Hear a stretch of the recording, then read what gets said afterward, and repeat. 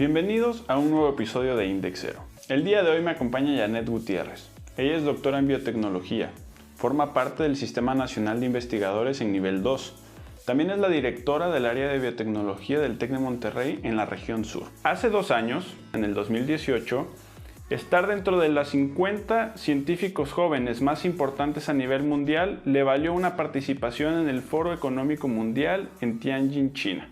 Ella ha trabajado en diferentes proyectos, siendo uno de ellos Moléculas del Millón, una iniciativa que ha promovido con estudiantes del TEC de Monterrey. En ellos buscan aprovechar los desperdicios de ciertas materias primas para convertirlos en productos de alto valor agregado.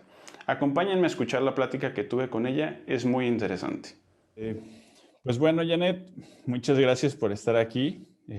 Nuevamente ya te había agradecido, pero no me canso de agradecerte por estar acá. La verdad es que Alejandro estuvo hace unos episodios aquí conmigo y él me pasó el contacto y ahora que estuve haciendo mi tarea para tenerte acá, no, bueno, la verdad es que qué impresionante, es un honor para mí tenerte aquí. Oh, muchas gracias.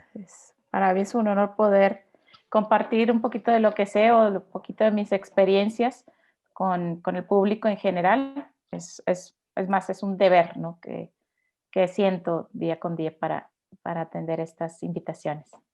Sí, y realmente de lo mismo surgió mi idea del podcast, ¿no? Poder tener estas conversaciones con personas que están haciendo una diferencia allá afuera y que están muchas veces, no les dan tanta publicidad o tanto foco como yo creo que se merecen. La verdad es que no me gusta ver noticias porque ponen otro tipo de cosas cuando la verdad es que hay muchas cosas muy interesantes y de las cuales debemos de estar contentos pasando allá afuera. Pero bueno, antes de seguir generando más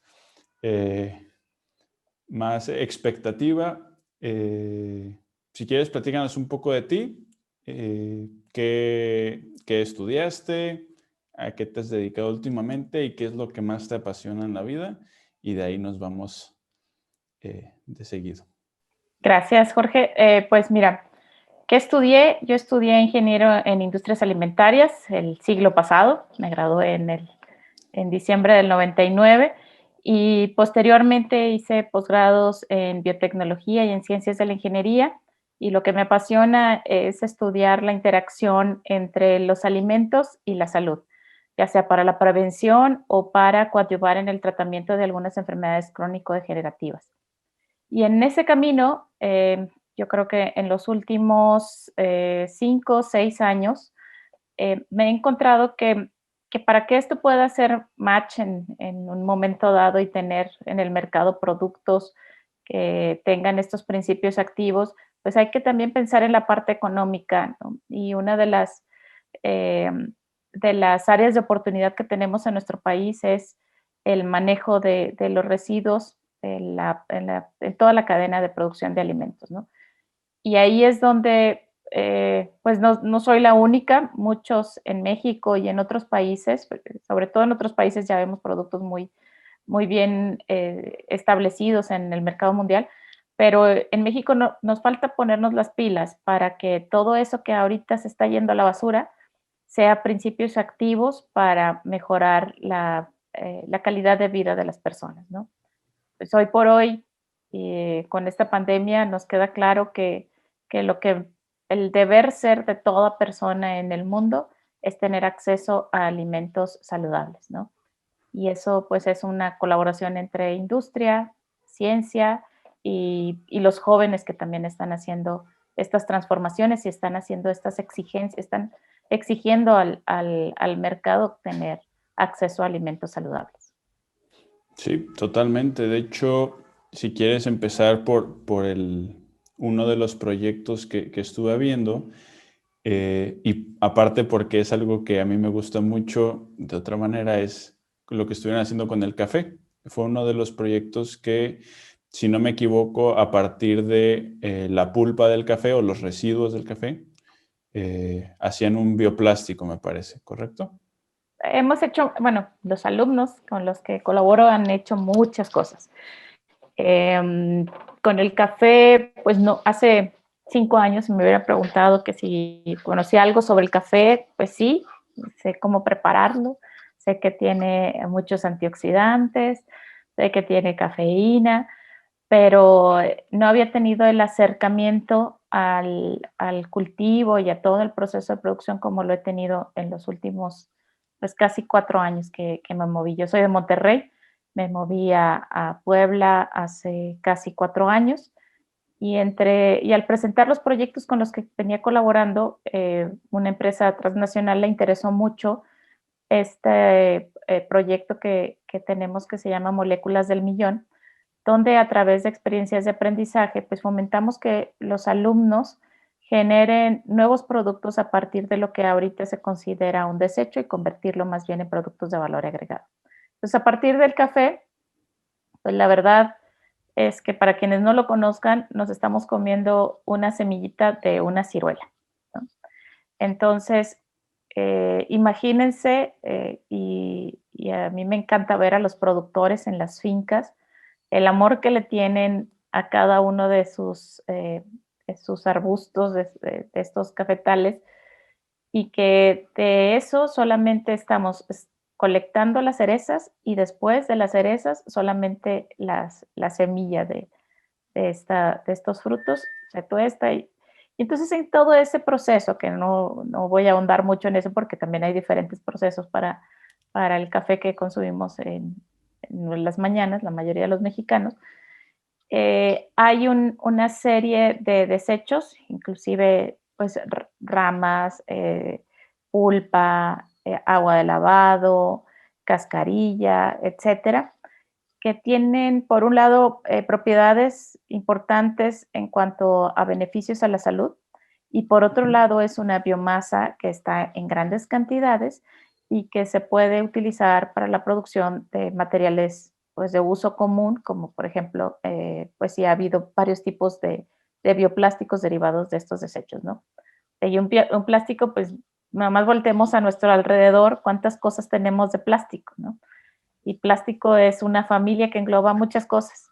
Entonces, por ejemplo, uno de los equipos hace un par de semestres se hizo un bioplástico que tiene una aplicación, por ejemplo, para el pallet. Es decir, todas esas plataformas que se utilizan para ir acumulando sacos a partir de las ramas que se cortan en las fincas, ¿no? Otro equipo, por ejemplo, hizo un material tipo piel con la pulpa del café, que es un producto mucho más suave y que se puede moldear junto con otros polímeros y fue otro tipo de bioplástico, ¿no?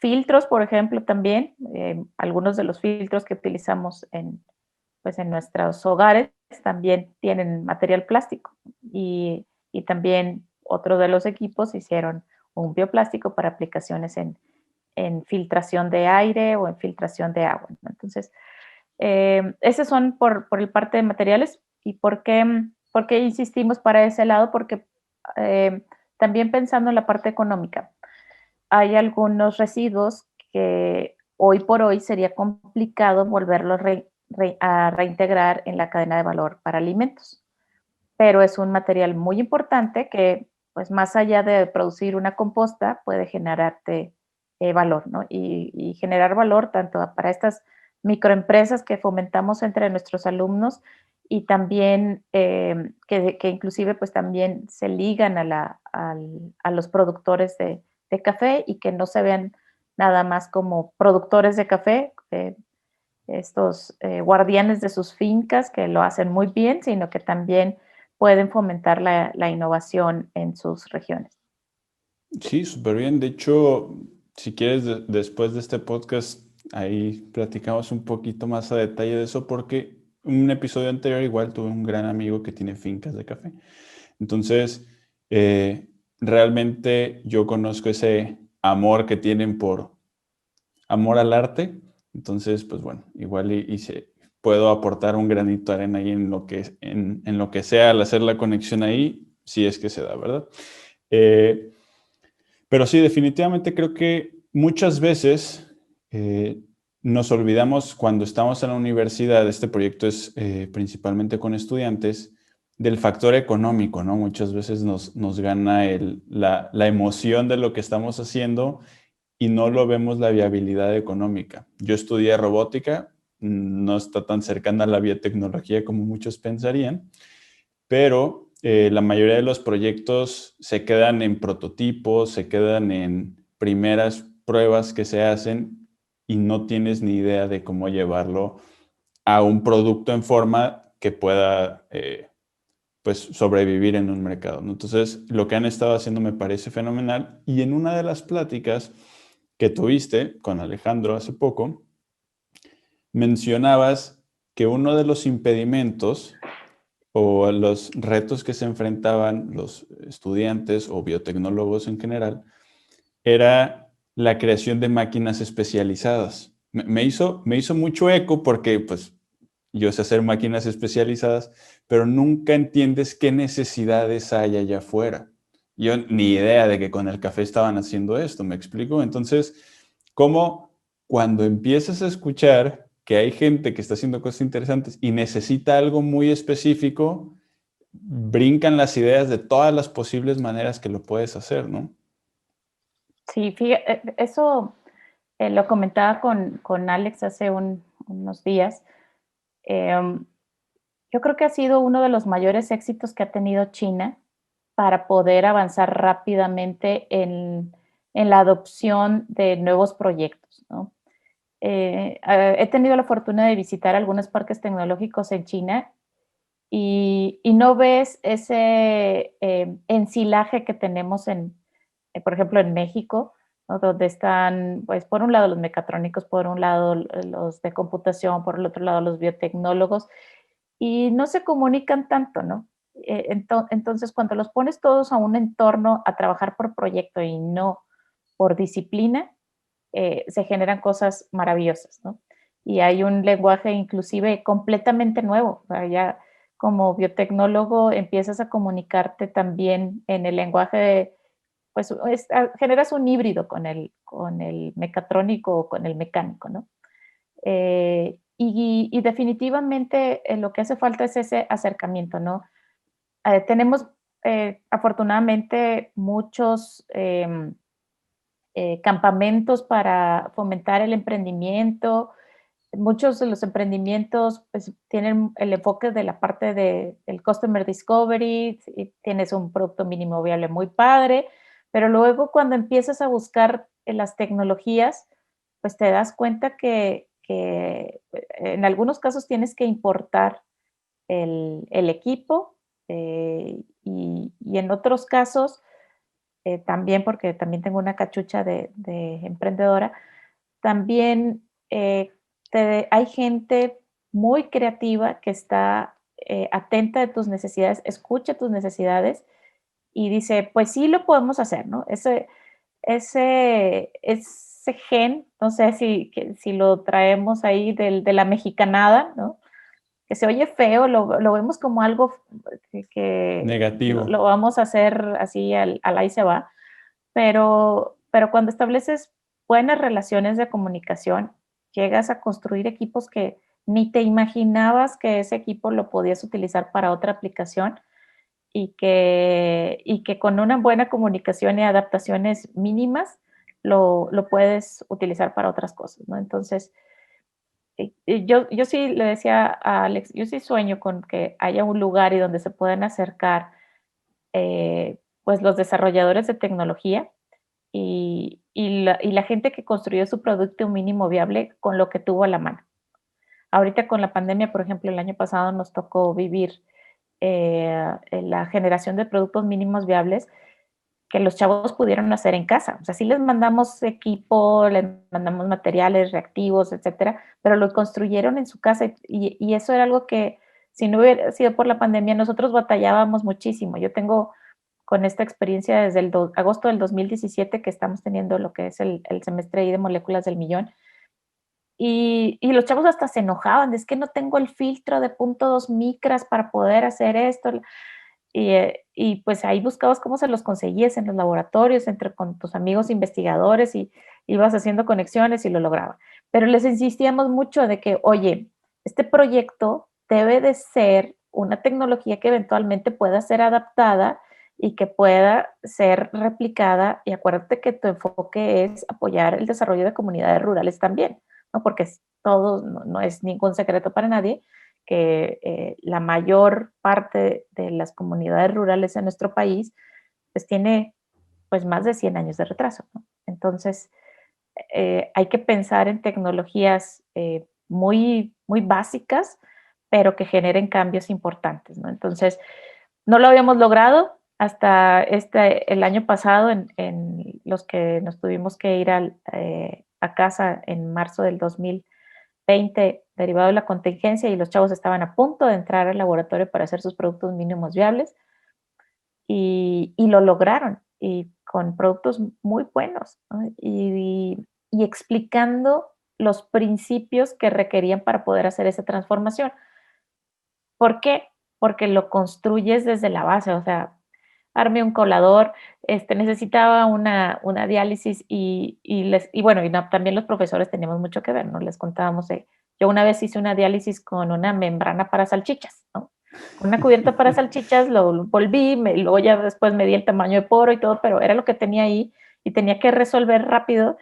Y una de las alumnas dijo, pues mi primo tiene una carnicería, y ahí le mandó las tripas de res limpias y funcionó, ¿no? Entonces, es cuando te das cuenta y que el alumno requiere, pues a veces de estos retos para poder resolver problemas tan importantes que tenemos pues en nuestra región, en nuestro país y en el Y, mundo en general, ¿no? y ahorita que mencionas, porque yo creo que sin duda el haber escuchado la historia de un profesor nos, nos ayuda mucho a atrevernos a hacerlo, ¿no? Yo lo veía en el trabajo, había que hacer algo y yo tenía una idea de cómo se podría hacer, pero decía, no, tal vez esta no es tan profesional como podría ser. Y cuando escuchas a alguien que lleva años en la industria y te dice, no, se hace así, y era exactamente lo que tú habías pensado, ya sientes como que eres totalmente profesional, ¿no? Entonces muchas veces creo que igual puede llegar a pasar en un laboratorio, ¿no? Sí, sí, Y- sí, generar confianza para tomar decisiones importantes en situaciones de incertidumbre. O sea, eso y es lo que más necesitamos hoy en día, ¿no? Sí, y creo que dijiste algo importante, que al hacerlos de cero puedan justificar su decisión entendiendo qué era lo que estaban haciendo. Y eso es, si pudiera definirlo en una palabra, es criterio, y muchas veces nos hace falta criterio para tomar esas decisiones y poder hacer cosas eh, interesantes. Eh, Quisiera preguntarte un poco acerca de la biotecnología. Yo no soy biotecnólogo, como dije. Y si pudiéramos explicárselo a alguien, muchas personas que escuchan el podcast están en preparatoria más o menos. Y 5 minutos, si pudiéramos nada más decir la biotecnología, ¿con qué interactúa? ¿Cómo es más o menos el ambiente de un biotecnólogo igual por si les pudiera servir de algo? Muy bien. Pues su nombre lo dice todo, ¿no? Es bio, de vida y tecnología. Entonces, tiene que ver con todo lo que esté alrededor de una célula, y estamos hablando de una célula, puede ser de una bacteria, puede ser pues una célula animal, una célula vegetal. ¿Cómo podemos incidir para poder hacer nuevos productos eh, utilizando pues herramientas tecnológicas? Inclusive hay algunos productos que se hacen totalmente in silico, ¿no? Diseñándolo en una computadora, y que a través de esa información después la podemos convertir en algo que afecte a un ser vivo, ¿no? O en algo viviente también, ¿no? O sea, por ejemplo, muchos de los medicamentos, pues se conoce la estructura del objetivo la estructura molecular del objetivo al que va a afectar a este nuevo fármaco. Y antes, pues era prueba y error, o sea, tenemos 1000 compuestos químicos a ver cuál funciona. Y ahora, gracias pues por ejemplo, a las herramientas computacionales, pues conoces cómo se mueve esa proteína, qué pasa cuando está en ciertas condiciones, si le pones un aminoácido distinto, etcétera. Y ahora, pues desde in silico, no tienes que estar, para un biotecnólogo no necesita un laboratorio, también entiende in silico lo que está pasando con una célula, ¿no? Pues nada más veámoslo ahorita con esta contingencia, cuánto tiempo se tardaron en desarrollar y probar una vacuna. Y eso es gracias a la biotecnología. Y no es porque se hayan puesto a probar compuestos o a sintetizar compuestos al azar, sino es gracias a también herramientas computacionales. Eh, Estoy segura que hubo muchos robots ahí también en la prueba de los compuestos, ¿no? En células aisladas de seres vivos que pueden hacerse las pruebas. O sea, no, como te digo, yo no soy biotecnóloga de formación, yo soy ingeniero en alimentos, pero siempre mi pasión fue la parte de salud. Entonces, no puedes probar algo en un ser humano sin haber pasado por pruebas in vitro, por pruebas in vivo, etcétera. Entonces, y ahora, pues, si le agregas el in silico, o sea, primero lo haces en una computadora, después en una célula, después en un modelo animal y ya con toda esa información te Acotas un atreves. poco. Exacto. Súper Exacto. bien. Entonces, en resumen, la biotecnología es el uso de la ciencia y la tecnología para mejorar la calidad de vida de quienes habitamos en este planeta, sean humanos, sea el árbol que ayuda a producir más oxígeno, sean las bacterias que nos ayuden a protegernos de la radiación solar, sea todo este entorno. Entonces es un entendimiento muy sistémico también de la vida en el planeta. Órale, interesante, muchas gracias. Y platicando un poco ahora sí de alimentos y salud, estuve viendo algunas de las publicaciones en las que has participado y vi dos temas que me interesaron. Uno era de análisis de fibra y cáncer y otro era de enfermedades crónico-degenerativas. Y aquí tienes a un paciente de Crohn en el colon que estoy en remisión o cerca de estarlo. Ya llevo como 3 años sin síntomas, pero a base de eso me puse a investigar mucho y cuando empecé a ver los papers y las cosas que habías estado trabajando, dije, ¿cómo no lo leí antes? La verdad es que es muy interesante. Si quieres platicarme un poco de eso. Claro que sí. Pues mira, yo empecé esta línea de investigación con moléculas pequeñas, eh, pero la realidad es que esas moléculas pequeñas están ligadas a otra molécula más grande, ¿no? O sea, imagínate, tú eres ponte el disfraz de una célula vegetal, es más, una célula de una lechuga, ¿no? O de un brócoli, Ok. ¿ok? Esa dureza que tiene o esa turgencia que tiene un gran contenido de agua y que pues como no se le sale el agua, pero cuando lo muerdes ya sale todo ese juguito, ¿no? Ok. Bueno, entonces en los alimentos de origen vegetal tenemos dos tipos de fibra, ¿no? La que le da esa turgencia al, al brócoli, a la lechuga, al salvado de trigo y, y otra que es la fibra soluble, que es lo que se va en el juguito, ¿no? O por ejemplo, en el nopal, pues el mucílago, ¿no? Y químicamente, pues tiene una composición, pues, de una cadena de muchos químicos que son iguales, ¿no?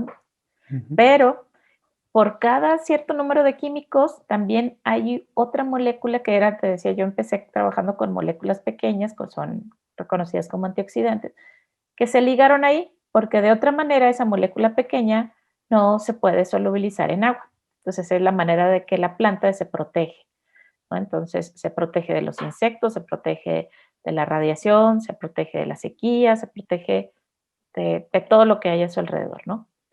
O atraen, ¿no? Por ejemplo, los colores rojos de las flores, las antocianinas que vienen en las uvas o en la jamaica, tienen otra función. Es la única manera, la planta no se puede mover, ¿ok? Entonces, ahí en esos componentes que decíamos es la fibra soluble y la fibra insoluble. Al momento de que lo ingieres, bueno, un compuesto es fibra porque no puedes obtener energía de ahí, ¿no? O sea, como entra, va a salir. Eh, la, la soluble pues va a estar solubilizada con el resto de los componentes del bolo y eventualmente saldrá, ¿no?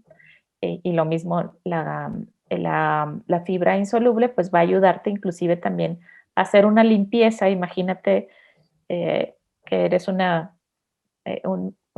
bacteria y vas por el interior de tu tracto gastrointestinal y pues obviamente ese tracto gastrointestinal no está estéril, también hay otras bacterias ahí, ¿no?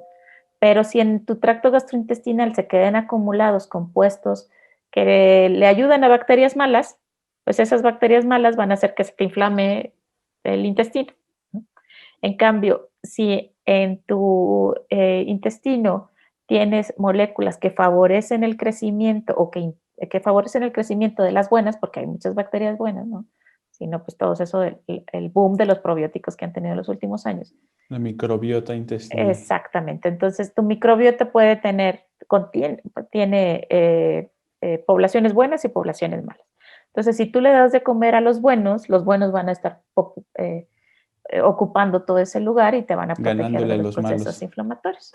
Entonces, ese es el efecto. Y además, esos buenos, al momento de que tú les das ese alimento que tú como humano no digieres, pero ellos sí, empiezan a liberar a moléculas que son más bioactivas y te ayudan a inhibir la inflamación, te ayudan a prevenir la oxidación de tu ADN y por consecuencia también a prevenir el cáncer, te ayudan a regular también, por ejemplo, inclusive hasta la hipertensión. Entonces, es una relación entre la fibra y tu intestino, pero no viendo al intestino como un trozo de manguera estéril, ¿no? La verdad es que tu intestino está lleno, o sea, hay más ADN de microorganismos en tu intestino que ADN humano. O sea, imagínate la importancia que tiene de preservar a los buenos. Entonces, ese es uno de los proyectos que hemos estado trabajando con lo de las fibras, como bien dices. Súper bien. Y hay una de la nixtamalización del maíz. Muy bien. Por Bueno, ejemplo, poco. Así. yo siempre digo, esto va a sonar igual y un poco, no sé cómo decirlo profesionalmente, pero muchas veces he notado que al comer elote, como dices tú, como entra, sale. Ujú. Entonces, yo siempre he pensado, digo, jamás he investigado al respecto, pero de seguro existen cosas. Para píldoras, el maíz debería de funcionar como protector del ingrediente activo o algo así. ¿Hay alguna investigación al respecto? Sí, fíjate que, bueno, como investigadora, te decía, yo empecé con moléculas pequeñas y muy interesada en los alimentos mexicanos, ¿no? Entonces, he tenido trabajos en nopal y en frijol y en maíz. En maíz es una diversidad de compuestos muy interesante. Cada maíz es un mundo, cada variedad es un mundo. Sí los podemos juntar en familias y todo, pero las interacciones entre la fibra y las moléculas pequeñas cambian y la proteína, porque no vemos al maíz como una fuente de proteína importante, pero tiene proteínas muy interesantes, ¿no? Que se transforman con el proceso de nixtamalización. Y bueno, pero el compuesto más importante del maíz es el ácido ferúlico. Y, y ese ácido ferúlico se libera y se retiene dependiendo de cómo se procesó el maíz para convertirlo en una tortilla. Entonces, de los primeros proyectos que estuvimos trabajando para recuperar fitoquímicos de subproductos, pues ha sido de los subproductos de la nixtamalización y sigo trabajando con eso ahí. Vienen cosas más interesantes, entonces ahí lo vas a poder ver. Y bueno, y tan importante es que ahorita hay un boom de sueros antioxidantes para la cara que Ok. tienen como principio activo el ácido ferúlico.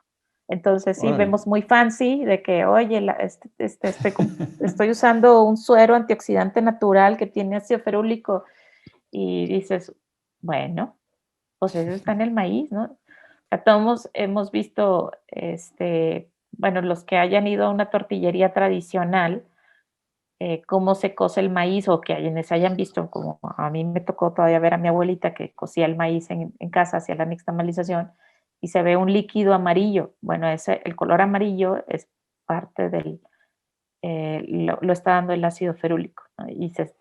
Pues, mi abuelita se lo tiraba ahí, lo mezclaba entre el alimento de los cerdos, ¿no? Dices, bueno, eh, alguien ya lo está recuperando y lo está usando en un cosmético, ¿no? Entonces, sí, nada más googlea estos antioxidantes con ácido ferúlico para el área cosmética y hay un boom últimamente. Bueno, lo voy a investigar. De hecho, el otro día platicando con mi familia, hablábamos del mezquite. No sé si has trabajado con mezquite o has... Sí, yo no, pero sí he tenido colegas que han trabajado Es que quedé con el mezquite. impresionado porque creo que tú y yo hicimos como un intercambio. Tú te fuiste de Monterrey a Puebla y yo me vine de Puebla a Monterrey. Mira, Eh, bueno, pues entonces, ahí te encargo el frío ahorita. sí está duro. Pero llegando acá, pues, ¿qué es lo más típico que hacen los regios en viernes? Carnita asada. Claro, y con leña de mezquite. Y con leña de mezquite, exactamente. O sea, a mí me empezaron a decir del mezquite y yo decía, sí, claro, como el del carbón y la leña de mezquite. Y me decían que no. O sea, dato curioso, y se supone, por lo que leí, que el mezquite es como el trigo americano. El trigo no es un cereal que se diera en América en general. Y con el mezquite se pueden hacer harinas. Yo no sabía. Y que ahorita está considerado como un superalimento.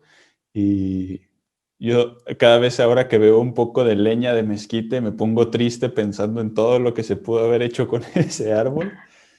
Pero generalmente son las hojas y las ramas tiernas, entonces no te preocupes. Ah, bueno, Espero entonces que hayan estuvo bien. utilizado las hojas y las ramas tiernas para producir alimentos, ¿no? También. Sí, Y pero las semillas también. sí, de hecho me puse a investigar un poco para entender algunos términos que me pudieras compartir el día de hoy. Eh, y cosa interesante, yo no sabía, siempre leía, trato de leer los ingredientes de la comida que voy a ingerir. eh, y siempre veía yo algo de goma de algarrobo o goma aguar o goma de diferentes cosas. Y ahora, o sea, investigando, la goma de algarrobo es, proviene de un árbol del, no sé si familia o de los mezquites, y que es como del exudado, no sé si así se llama el Ujú, proceso, ujú. del árbol. Entonces yo toda Sí. la vida pensé que era una goma química que yo me estaba comiendo, cuando en realidad viene de los árboles, ¿no? No, sí, comemos gomas de los árboles, gomas de algas, eh, ah, gomas de bacterias también. Entonces sí, sí es común.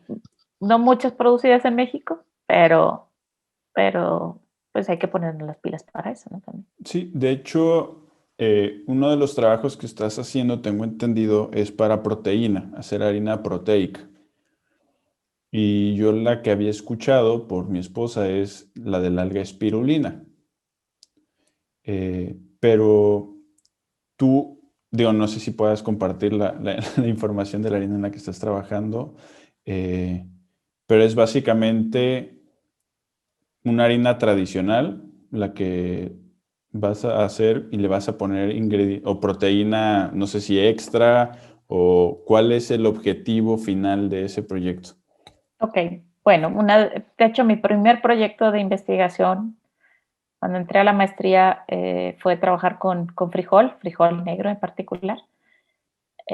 Y pues, ¿qué te puedo decir? Desde el 2000 yo soy súper protectora, súper defensora de las leguminosas, ¿no? Eh, Fíjate que las leguminosas tienen una historia eh, triste de su desuso, porque pues así como los cereales, las leguminosas son las que han permitido la evolución de las sociedades, ¿no? Porque son productos que se pueden almacenar fácilmente, son productos que se complementan con los cereales y que pues aportan calorías y todavía en muchas regiones del mundo es la principal fuente de proteína que se tiene en la vida diaria, ¿no? Sin embargo, culturalmente se empezaron a perder el uso de las leguminosas para pues establecer un estatus social que tenías capacidad de adquisición de proteína de origen animal, ¿no? Y el consumo diario ha ido decreciendo, pero ahorita pues habemos muchos que estamos pues reivindicando a las leguminosas. La FAO, no me acuerdo si fue hace 2 o 3, no, 3 o 4 años, declaró el año de las leguminosas, ¿no? Como eh, un incentivo a seguir promoviendo su consumo. Y el problema es que también día con día pues ya no tenemos el tiempo que tenían nuestros abuelos. Digo, yo no me acuerdo un día que en casa de mi abuela no hubiera una olla de frijoles, ¿no? Y la tenían ahí en el piloto siempre. Y quien llegara y tuviera hambre, pues allá hay, sírvete, allá hay frijolitos y ahorita te caliento tortillas, ¿no? Y ya si había queso fresco en la casa, pues ya ibas de Sí, es gane una o delicia. crema o jocoque y pues ya, era wow. Y pues la realidad es que ya no hay quien en la casa pueda tener tiempo para estar cocinando porque necesitas mucho tiempo para cocinar la mayoría de las leguminosas, ¿no? Y entonces, pues lo que hemos hecho ahora me muevo a mi cachucha de empresaria, es producir harinas de leguminosas que se puedan integrar más fácilmente a alimentos de, de mayor conveniencia, ¿no? O sea, que puedas tener una harina que la puedas mezclar con harina de maíz y producir tortillas con proteína y además fibra que tiene también el frijol, ¿no? El frijol eh, ha tenido, pues te digo, esta visión de que, oye, no tienes para comer y comes frijolero, ¿no? O hasta las canciones, ¿no? El Wiener. Sí, sí, sí. Pero la realidad es que es muy bueno, ¿no? Y tan bueno es que también ayuda a tu microbiota, ¿no? También, te digo, es fuente de proteína, se complementa muy bien con el maíz, pero pues ya no todo el mundo tiene tiempo para poner su jarro de frijoles, ¿no? O su olla express, Claro. pero sí lo podemos integrar a otros productos mucho más convenientes A mí, y eso por es lo que ejemplo, hemos estado haciendo. súper, si gustas pasarme, no sé si tienes la marca de tu producto o tu cachucha de emprendedora y lo comparto también en la liga del episodio por aquel al que le interese. Realmente creo que hay mucha gente a la que ya nos empieza a interesar que los ingredientes o lo que estamos ingiriendo sea pues más natural, ¿no? Entonces ahí lo compartimos. A mí me encanta el frijol y la lenteja, me fascinan con arroz y quesito. Pero no sé si tú como biotecnóloga me pudieras dar razón de eso que dicen todas las amas de casa, o mi mamá, mi abuelita y mi esposa, que los frijoles hay que remojarlos una noche antes. Eso tiene alguna explicación, digo, debe de tener alguna explicación de ser que para que ya no esponje en el estómago y demás. ¿Qué es lo que pasa? ¿Hay algún compuesto que se vaya ahí? Sí, sí, hay compuestos que se van ahí, que algunos son carbohidratos, algunos son moléculas más pequeñas, que si las consumes, pues lo que va a hacer esa esponja que te genera, pues es porque los microorganismos están felices comiendo lo que tú no puedes digerir, ¿no? Y en esa felicidad, pues producen gases y pues hay problemas, ¿no? Que la verdad, eso también, esos gases o esos compuestos que están consumiendo los microorganismos, para ti no te van a hacer daño y le estás dando de comer. Es de las comidas que les gusta a los buenos. Pero el Ok. problema es que cuando tiene mucho, pues sí, hay hay demasiada felicidad en la O sea, microbiota, ¿no? biológicamente digamos que es mejor que se produzcan. Sí, sí, fíjate que voy a ser un poquito grosera, pero habemos Adelante. varios que trabajamos ahí con frijol en México, varios investigadores, y una investigadora dijo, pues es que la verdad tienen tanto miedo al pedo que es natural, o sea, no pasa nada. O sea, malo es que huela, dice. Y ahí es porque entonces, si estás teniendo una dieta inadecuada, llena de grasas saturadas, llena de proteína de origen animal, pero en la realidad si tienes una dieta adecuada y si vas a producir gases y van a tener que salir, si no hay olor, es que todo está bien. O sea, un pedo al día no va a haber problema, Pues, ¿verdad? pues ahí está el tip. Entonces, es bueno como diagnóstico de que todo en tu flora intestinal está muy bien. Exactamente. Perfecto. Entonces, tú que sabes más que yo, evidentemente, ¿crees que esta alimentación o la carne que están haciendo la plant-based, sí, o sea, sí llegue a sustituir bien la carne? O sea, porque ahorita, como sabes, hay una moda de ser veganos y eh, decirle que no a la carne. Yo me iría más por un vegetarianismo, aunque sí me gusta la carne, la verdad, pero Eh, he escuchado mucho ese debate entre que si las personas que no ingieren carne pueden vivir perfectamente con las proteínas y todas las cosas que en teoría por eso consumimos la carne. Mira, como regia te voy a decir, yo creo que nada va a sustituir a la carne. Lo siento mucho que, que no. El problema es cuando en nuestro plato la carne ocupa la mayor parte. Ese es el verdadero problema. Y, y ahorita yo creo que todos estos eh, productos tipo carne es para educarnos a esta transición, ¿no? A lo mejor quienes son los clientes de estas hamburguesas veganas, pues era porque eran carnívoros de hueso colorado y quitarte la carne es muy difícil, es muy, muy difícil. Te Sí. lo digo yo que sufro porque no tengo mis carnicerías de Monterrey aquí, aquí cerquita, pero por ejemplo hemos hecho cambios de alimentación hacia lo saludable muy buenos, ¿no? Y no nos ha pasado nada más que bajar de peso y vivir mejor, ¿no? Entonces, sí va a haber todavía un buen tiempo que tengamos a estos sustitutos de carne de origen vegetal, pero yo creo también, o sea, futureando, yo espero que tengamos mejores sistemas de producción de alimentos frescos para darle acceso a la mayoría de la población, ¿no? Y te lo digo ahora con la experiencia que he tenido de conocer el verdadero sabor de un chayote que tiene menos de 3 días que lo cortaron, ¿no? Entonces digo, esto en Monterrey, quién sabe si lo hubiera podido tener todos los días en mi mesa, ¿no?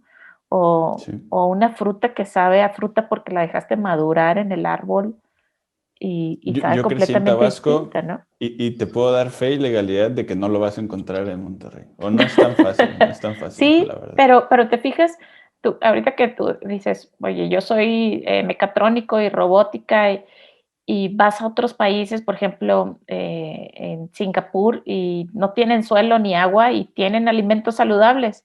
¿Por qué? Porque cuando vas con el que produce el pescado, tiene unas granjas robotizadas, totalmente mecanizadas, estandarizado el proceso, o sea, casi poca mano de obra, o sea, todo es un robot, ¿no? O ves las granjas de insectos que, oye, dices, oye, en otros países nadie come insectos y nosotros en México afortunadamente todavía lo tenemos con el método tradicional y han empezado a agarrar un boom importante, pero en otros países ya están para allá, ¿no? Y digo, yo espero que en México en algún momento veamos eso, porque pues ya no nos va a dar para tener suficiente gasolina en el planeta para andar transportando de donde se produce a donde se consume. Entonces tenemos que ir encontrando un equilibrio entre dónde se produce, dónde se consume y hacerlo también económicamente factible, pero siempre usando la tecnología. Totalmente. Pues para no quitarte más tiempo, me gustaría hacerte dos preguntas más, que siempre se las hago a los invitados. Y una es, para ti, Janet, ¿qué es el éxito? ¿Y dónde te ves en 10 años? Profesionalmente, con tus investigaciones o personal, como gustes compartir. Gracias. Pues bueno, para mí, ¿qué es el éxito?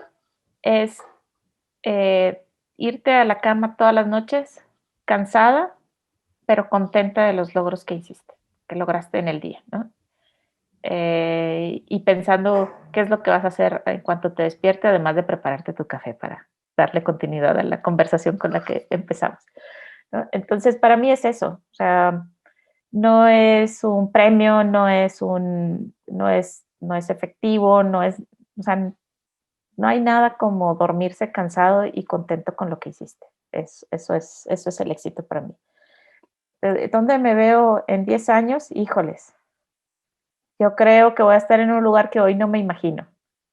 O sea, si hace 10 años me hubieras dicho, oye, vas a estar en Puebla, vas a ser directora del departamento de ciencias, vas a tener, bueno, la empresa sí, eso sí, la empresa siempre, yo creo que desde que tenía como 10 no, como 6 años y que empecé a vender dulces en mi salón de clases, dije, yo quiero ser empresaria sí o sí, ¿no? Yo creo que voy a aventarme nuevos proyectos. Todavía eh, me siento con las fuerzas y con las ganas de andar investigando en nuevos lugares y con proyectos completamente distintos a los que tengo ahorita en mente, ¿no? Perfecto, muchísimas gracias La verdad es que me encantó la respuesta y yo creo que si yo por eso hago la pregunta, porque si yo hace 10 años me hubiera hecho esa misma pregunta, seguramente estaría muy alejado de lo que estoy haciendo hoy 10 años después, pero siempre me gusta invitar a la imaginación y a plantear si estamos haciendo las cosas que nos gustaría para llegar a esos 10 años, ¿no? Gracias por escuchar hasta el final. Espero que te haya gustado y que te sirva de algo. Recuerda suscribirte y compartirlo a alguien que le pudiera servir esta información. Vamos creciendo juntos en este proyecto y te espero en el siguiente episodio. Chao.